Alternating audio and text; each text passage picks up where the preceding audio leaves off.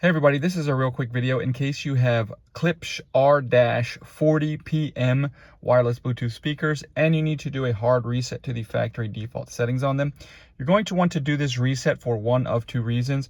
The first one is troubleshooting in case these speakers are not working, like they're not connecting to your device, or they're not syncing or not pairing with Bluetooth, or you're getting no sound out of them, or issues like that can very often be fixed with a factory reset.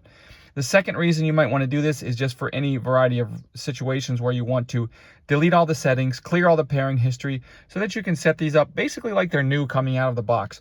It's really easy to do. First, we want to have them on and make sure that they are not set to Bluetooth, the source. So the source needs to be on anything else like aux or phono or whatever, doesn't matter. As long as it's not Bluetooth, then we're just going to come in and we're going to press and hold the source and volume. The volume dial is also the source button. We're going to press and hold that source button in. And while we're holding that in, then we're going to come over to our controller and we're going to come over and we're going to press this button here, which is with the reverse arrow on it.